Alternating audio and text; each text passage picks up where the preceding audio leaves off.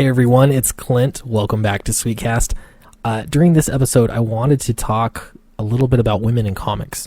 Now, because I and others like me spend so much time being critical of the status quo for comics, I can see that you might not be able to see the full picture. And so to illustrate this a little bit, I was actually looking at a website or a YouTube channel called Sci-Fi Wire. They struggle with the same kind of problem that I see on other comics websites that are sort of mainstream.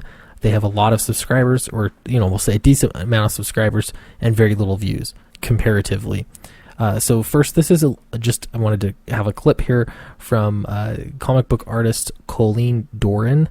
I think this will sort of set the stage to make my point. So you came up through comics in a time where it was a lot harder for female artists and creators, which we could pretty much apply to a bunch of different industries. Right. So first off, we are all in agreement that things used to be very different than how they are today. Things used to be incredibly hard for women to get work in a lot of different fields, and comics was one of those fields where things were harder. So today, things are different. So I'm glad that we can agree on that. How has that changed? Do you feel like it's better now, or do you feel like there's still some improvements that need to be made? There are many improvements that need to be made, even as it is much better now. The bar to entry is very low. Anybody can get in comics. The bar to entry is a huge point here. Anybody can make comics. It doesn't mean you're going to be hired by a publisher or get a publisher to publish your work, but you can certainly make comics. And what I like about that is that it doesn't discriminate. It doesn't matter if you're male, female, black, white, straight, gay, none of that matters. You can go and make comics, and it's totally on merit if you're going indie. Now you can start a webcomic, and congratulations, you're a cartoonist. But as for women getting in comics, it was very, very difficult back then. I'd go to shows where I'd be the only girl at the show, which is not an exaggeration, and it's not exceptional woman syndrome. I mean, it's literally go to a show, you'd be the only girl there. Okay, so this is an interesting point. I can imagine, actually I don't even have to imagine, often where I work, I'm the only man in the room. I'll go to things and there are just women that work around me, and that's just the nature of what I do, I guess. There's a lot more women that are drawn to the work there, and that's okay. I understand being outnumbered. It's certainly not the end of the world.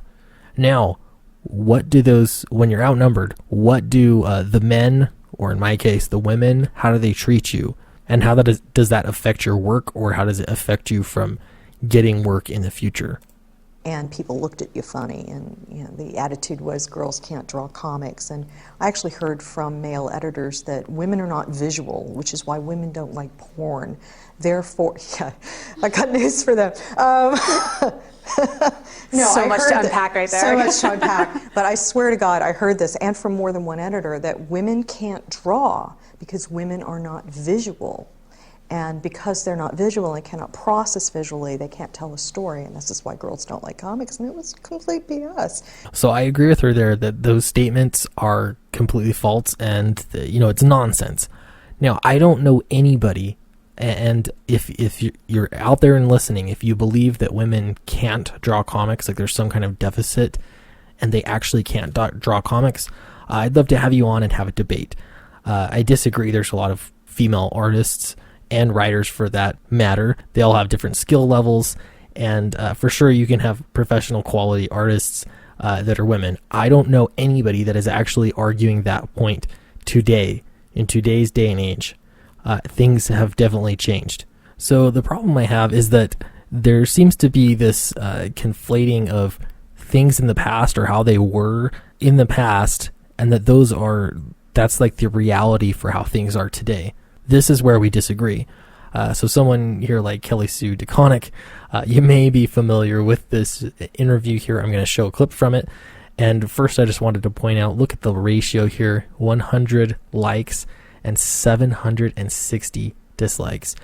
And if you haven't seen it yet, you'll find out why. But I believe the root of the problem here is there's this, it's like transferring of this back in the old days, that those thoughts and opinions still hold power today. That I disagree with so much. So let's see what Kelly Sue DeConnick has to say. And if you don't like my politics, don't buy my book. Problem solved. Right off the bat, that is the clip. And I think there are probably a lot of people that watched just that much and gave it a dislike. Kelly Sue DeConnick introduced us to a totally different version of Carol Danvers in Captain Marvel and made the Carol Core happen. She's also the genius writer behind Bitch Planet. Thank you for joining us today. Thank you. Now, superhero comics, at their core, they're built on the foundation of, the strong, the big, strong heroes go in and help the little guys, the people who are oppressed. Essentially what feminism is about. Yes, exactly. Right? Okay, so if that is your definition of feminism, that it's all about the big, strong heroes helping somebody that is oppressed, I have to disagree. You also believe in toxic masculinity, do you not? You also believe in inherent male privilege and white privilege and every other kind of privilege based on immutable characteristics, do you not? You also believe in the fallacy of social justice, that there is some sort of justice that society owes a group of people because of their immutable characteristics. Do you not? So this really bothers me when I hear people say that, that's really all it is. That's all that social justice means. That's all that feminism means. It's just watching out for somebody that is, in a weaker position than you. The thing about comics fans are that generally most of them relate to the superhero scenario. It's wish fulfillment. You're usually, as far as superheroes go, there's somebody that was weak and then they got powers and they use those powers to help people that are just regular or weak or whatever that may be. So to claim that your set of politics is the only politics that represent helping somebody that's less fortunate than you, that is smug, self-important, and it's also false. So it's no wonder to me why there's so much hatred and looking down your nose at the rest of comics fans, if that's really what you think of them. This is always when people are like, would you please get your politics out of my comic books? I'm like, what comic books are you reading? Where is the apolitical comic book that you're reading? Like, I want to go back to the comic books we were reading in my youth. The 70s, when they were incredibly political and not... There is a huge difference, and we could go through this at length. There's a huge difference between the politics that have historically been in comics and the politics that are in comics today.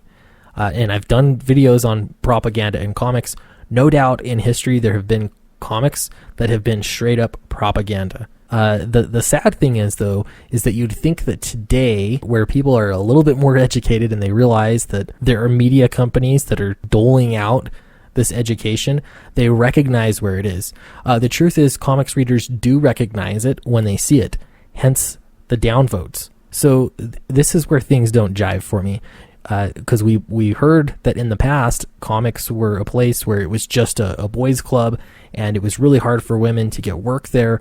But at the same time, those comics that they were producing were extremely political, and I would say they weren't conservative politics by any means. Generally, they were, I would say liberal, maybe classical liberal values that were in comics, but they weren't radical values. I mean, sure, maybe in some titles, but for the vast majority, there weren't radical views, radical politics. Today, that is not true. There are a lot of radical politics, and the crazy thing is that the radical politics have been accepted into mainstream comics. So this line of reasoning between these two different interviews, it just doesn't jive. Not even... Or you go back to the Ditko Spider-Man issues, which was Peter Parker was getting bullied and traumatized at school. Yes, I'm so... No, this is not the same thing. This isn't the same thing at all. Okay, so first off, I don't think it surprises anybody that Stan Lee was a Democrat. He leaned left for sure. Having said that, he's also a man of his time. And Steve Ditko was certainly not a leftist. Certainly not. Steve Ditko was a libertarian. He wasn't just a libertarian; he was an objectivist. So this is the thing: you can't claim. I see there's so many ideologues all over that do the same thing, but whenever they see something good in history, they claim it using their ideology, like, Spider-Man was picked on, Peter Parker was picked on, he became Spider-Man, and he went out to help people. Those are principles of social justice. On the same token, just bear with me. Let's pretend that you're going to talk about Christianity, and you say, Christianity, see, there you go. Peter Parker is a great example. He was downtrodden. He became something greater. He tapped into this greater power, and he was able to help those less fortunate than him. You see how this works? You could literally do this with anything, with any ideology. So don't own anything good that's just good out there and claim it for your ideology, because the truth is, social justice, the term social justice, was so obscure. Those ideas in the 70s, I think they were just, I'd have to look this up, I think they were just barely conceived in the 70s, what we would consider the modern framework for social justice. Back then, you had Marxism, which is definitely related, and comic books did not have great things to say about Marxism or communism, for that matter. But yeah, there's some degree of politics in comics. It's just they're close enough to being mainstream and acceptable viewpoints that people are okay with this sort of nuanced feel. You can't retroactively look back and apply your politics and just claim it. This is so annoying. Sorry to break this to you, but Captain America is a social justice warrior. And there's the quote of the day. Yeah, so he punched Nazis. That does not make you a social justice warrior. In fact, my grandfather fought in World War II. He fought fascism, and I can tell you that he was not a social justice warrior. There's a huge difference. This is rewriting of history and just bending truth to make it fit the current day. This is laughable, and I feel bad for anybody who actually believes this. It's so just removed from reality. I know you mean that as an insult, but there's just no, that is the definition of what he is, and if... It's not. You can't just say, social justice has a definition. A social justice warrior has a definition. You can't just make it suit, it's Captain America, it's someone that cares about the downtrodden. No, social justice means, here, I looked it up for you, it means justice in terms of the distribution of wealth, opportunities, and privileges within a society. Individuality gives way to the struggle for social justice. Do you think that Captain America is not an individualist? I think there's evidence for the contrary there. He was also not for distributing wealth. He was not for redistributing opportunities or privileges. The way I view it is that superheroes provide for the basic human right to life, liberty, and the pursuit of happiness. That is not social justice. And in fact, all of those things can be something that I thought the whole country could agree upon. I thought that anyway was the case. Okay, so this got me thinking a little bit. I think it was 4 years ago, maybe 5 years ago. Wow, has it been that long? I was preparing pitches for Image Comics.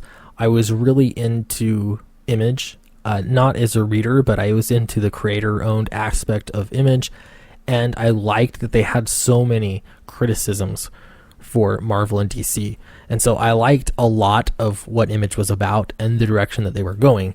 However, when I looked through their creators and their books, I saw people like Sue DeConnick, and there was a lot of really big time leftists that write for Image. Now, I'm not as critical about those kinds of things because I'm okay if there's politics in comics. If it's a comic you're creating and you want it to be political. Again, V for Vendetta is a great example. It's definitely a political comic. I still enjoy it because I know what I'm getting, and that's sort of what I'm expecting. The problem I have is when you take intellectual property and you retroactively change it to make it so that it is political, and you're using that as a tool to teach me your politics. That's where I have a problem. So I actually I submitted a comic to Image Comics. This is a page from it. I showed this before. Now, I will agree that it's totally possible. It just it wasn't up to par. It didn't look quality enough. I was still learning at the time. I actually submitted this comic about an anarchist, and this was, again, before Trump got into office. It was about an anarchist, a far-left anarchist, that realizes the errors of his ways, and he goes out of his way to change things. And so he goes from being a by any means necessary kind of anarchist that not only is for violence but thinks that it's necessary, to a complete pacifist that it is religious and feels like he has a purpose and everything. So I wanted it to be a mini series. I still like the idea. It's fun. This will never get made. Now, I had the little hope in the back of my mind that Image would, because they were willing to publish political comics, that they would be willing to publish a political comic that was sort of critical of this leftist political agenda. The truth is, I've never seen any evidence that Image would be willing to print that.